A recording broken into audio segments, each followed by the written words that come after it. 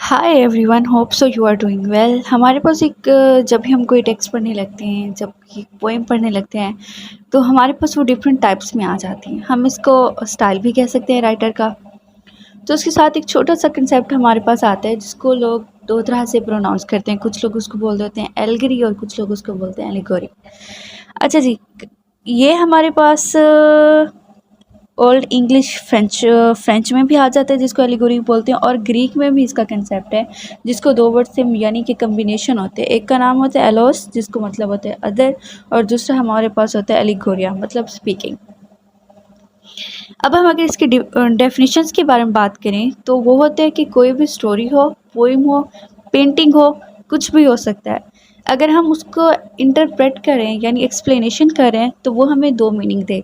एक तो सिर्फ फेस मीनिंग यानी जो ओपनली सबको समझ आ रहा है, और दूसरा होता है कि हिडन मीनिंग, ठीक है, छुपा हुआ।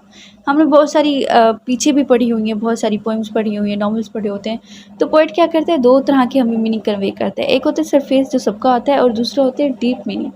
ये एक थ्योरी भी है। तो उसमें उसको हम क्या कहते हैं, वो एल्गरी होती है हमारे पास।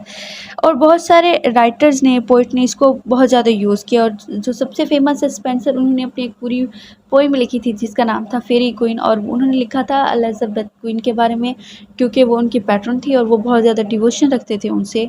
तो उनके बारे में उन्होंने ये सारी पोइम लिखी थी, उनके मैनरिज्म के बारे में कि किस तरह से उनका तरीक़ाकार है, वो कितनी ज़्यादा ग्लोरीफाइड है, उनके बारे में उन्होंने लिखी थी।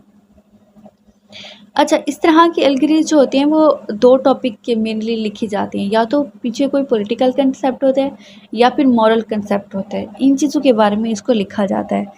और कुछ लोग जो होते हैं इनको बहुत ज़्यादा कंफ्यूज कर देते हैं एल्गरी को सिंबलिज्म के साथ और मेटाफर के साथ, और ये दोनों बिल्कुल ही डिफरेंट कंसेप्ट हैं। देखिए, सिंबलिज्म का मतलब होता है हम एक चीज़ को किसी दूसरी चीज़ की अलामत के तौर पर, सिंबल के तौर पर काम करते हैं, ठीक है। जैसे अगर हम क्या करते हैं, अगर आप मूवीज़ में देखें तो कहीं अगर हम ये बताना चाहते हैं कि आग लगी हुई है तो वहाँ पे थोड़ा-सा धुआँ दिखा देते हैं। या अगर हमें ये बताते हैं कि एक शख़्स एक जगह से दूसरी जगह मूव करके जा रहा है, तो हमें उसको मुकम्मल एयरपोर्ट पे या उसको कहीं जाता हुआ नहीं दिखाएँगे, बल्कि क्या करेंगे, हमें उड़ता हुआ एक प्लेन दिखा देंगे और हम ये समझेंगे कि वो मूव कर चुका है। तो ये सिंबल होते हैं जो हमें बताए जाते हैं।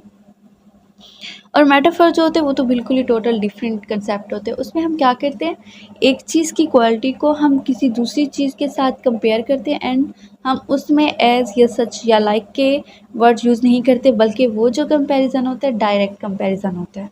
बल्कि और इसलिए एल्गरी इन दोनों चीज़ों से बिल्कुल ही डिफरेंट है।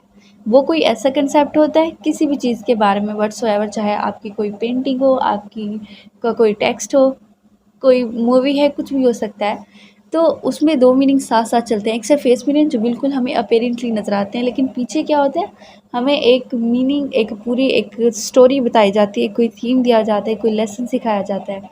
आम मूवीज़ में भी हो सकता है, किसी भी जगह पे हो सकता है। जहाँ भी राइटर इस तरह से करेगा, इसका मतलब वो एल्गरी को यूज़ कर रहा है।